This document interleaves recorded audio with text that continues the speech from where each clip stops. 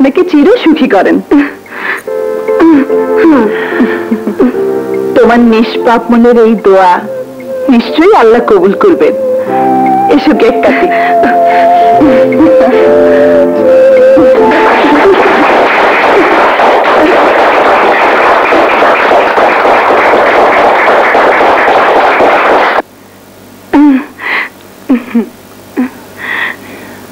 আপনি সব সময় এতিমদের মাঝে আসেন। আপনাদের দেয়া টাকা পয়সায় দুবেলা দুমুঠো খেয়ে পড়ে এরা বেঁচে আছে। আজ সুমনার জন্মদিনে জানেন কত নামি দামি লোককে দাওয়াত করেছি, কিন্তু কেউ এলো না। আপনি এত বড় লোক হয়েও এতিমদের মাঝে কেন আসেন? আমিও এদের মতো এতিম, তাই সব সময় আসি। চলি। আচ্ছা।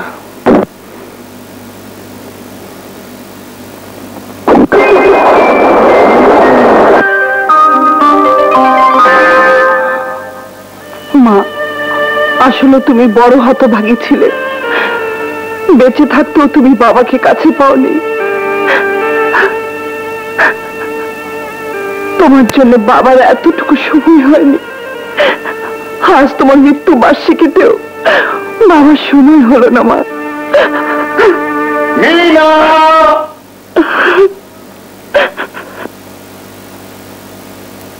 Hi, come on, my son.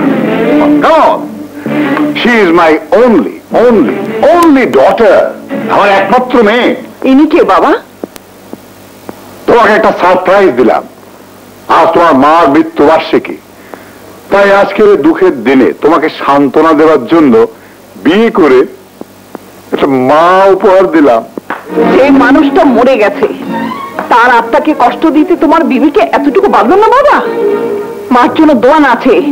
এই দিনে এই বয়সে তুমি আরেকটা বিয়ে করলে? তোমার কি লজ্জা শরম বলতে কিছুই নেই? ও মাই সান, তুমি আমাকে ভুল বুঝলে। আমি তো আমার জন্য বিয়ে করিনি, তোমার মার অভাব পূরণ করতে চেয়েছিলাম।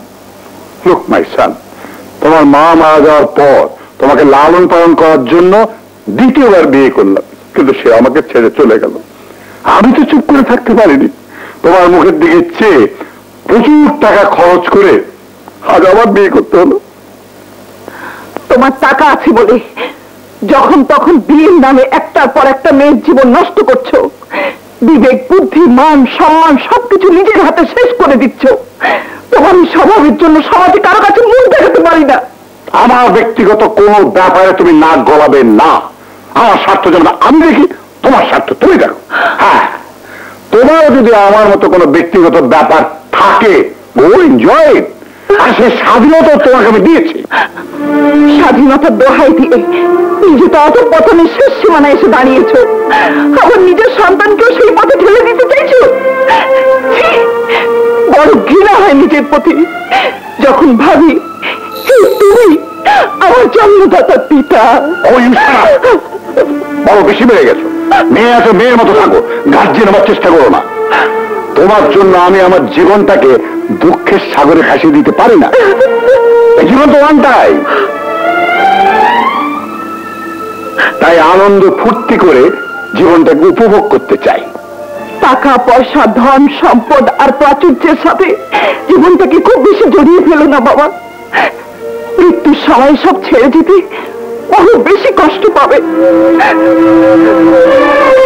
তোমার মেয়ের কাছে তোমার এই পজিশন, তোমার যদি অবস্থা হয় তাহলে আমার কি হবে? Take it easy my darling. বিয়ে হয়ে যখন শ্বশুর বাড়ি চলে যাবে